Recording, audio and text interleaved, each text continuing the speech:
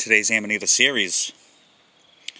We're going to be discussing a late season mushroom in the Validae, in the Lavandula group, is what we call it in North America. We have a few members, and this is a member here.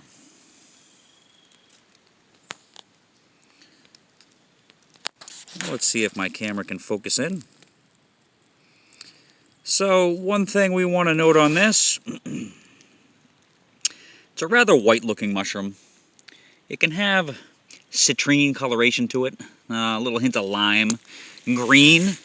But some things to note here with this Lavandula group that we have.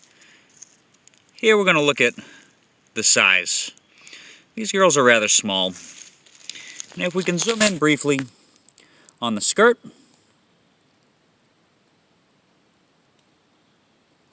we'll notice that the skirt is kind of low down on the stem, and also it sticks out. It doesn't drop and flow like a lot of other Amanita. This one, especially when it's young, will stretch out almost the margin of the cap. So worth noting on that. If we can zoom in on the cap, we can see here on the margin a little bit of this scruff, this vellum that's left on the top. We don't have much vellum on the top on this one per se, but a lot of times the vellum will maintain, or warts if you want to call them, where it'll have this pinkish discoloration to it. They'll start off white, turn pink. Some of them can turn gray. So with this one, I'm going to call this Amanita americitrina, which is one of our members of the Lavandula group we have here in the Northeast. So as with everything Amanita, when we want to learn what it is, we want to dig up the base.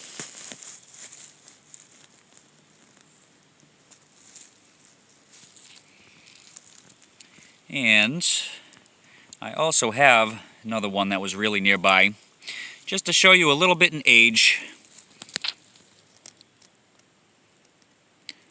So on this one here, I mentioned the... Come on, focus. I mentioned the vellum, how it kind of turns pinkish. There's one little speck right here. Might be some under this leaf if we can get it off, but she's pretty stuck. So one thing I like to note on this, white caps, and it also develops this gray kind of color in the center. You can see this little line over here where it's starting to turn gray, which is a characteristic of this group of Amanita.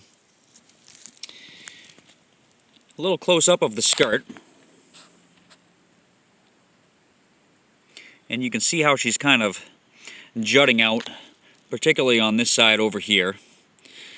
Now, things with these Amanitas, they tend to have this bulbous base, which can easily be confused for a vulva, as you may find in section Phalloideae, where our deadly mushrooms in Amanita are.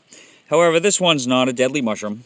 And this vulva typically is this globose base, and it can leave remnants of the sac up top. And I've seen it actually look very vulvate before. It's not uncommon. Typically, you'll just find this bulbous base on the bottom. So one good characteristic with these, beyond its size and its initial appearance, its aroma. This is in a group of Amanita that have this radish or raw potato scent to them. So it's a really good characteristic. Series Mappe, it's in section Validae and Amanita. They all tend to smell like potatoes or radish. So just to brief the members of Stirpcitrina, our Lavandula group we have in North America. We have americitrina, which I'll call this one. We also have Cornelii hybrida. We also have Lavandula. And there's an odd one, it's a variation of a brunnescens, which is also in series Mappe, which is thrown into Stirpcitrina as well. I believe it's in Michigan. I've never seen it. But that one should and would smell like potato as well. So, one thing we'd like to do when it comes to these Amanita, we do want to note the design of the gills When we look for short gills, those are the gills that don't go all the way to the stem. We want to look at their abundance. This almost looks like every other long gill has a short gill. And if we look, you can see some short gills which are very close and short, close to the margin. Some go about halfway, some go a quarter way, some go 3/4 of the way. This is always good to note, and these are rounded in shape, which is a good characteristic for this mushroom. And also, to distinguish the members in the Lavandula group, we want to look at the gill connection. These gills are free, that we can see here. They're not connected to the stem. So, distinguishing members of the Lavandula group. Lavandula is probably the easiest because it has smaller spores than everything else. So that's an easy one. And then now we're left with the other ones to distinguish. So things I like to note, which hint americitrina for me on this, is that it has free gills, where Cornelli hybrida is known to have a decurrent tooth connection where the gills meet the stipe. And also on Cornelli hybrida, the skirt tends to turn gray. Now this is still very white and hasn't turned gray. But with Series Map A, they do tend to turn gray. We can see on this older one, slightly turning gray, but not drastically. So that does have me question Cornelli hybrida with americitrina, but Cornelli hybrida is also a little more robust of a species.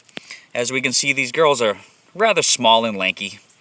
So, just to recap on this, Amanita americitrina, mid-stipe skirt that sticks out, white cap, bulbous base, graying vellum, if we can see it on the cap, and they smell like potatoes. So that's it for today's Amanita series. I hope you enjoyed.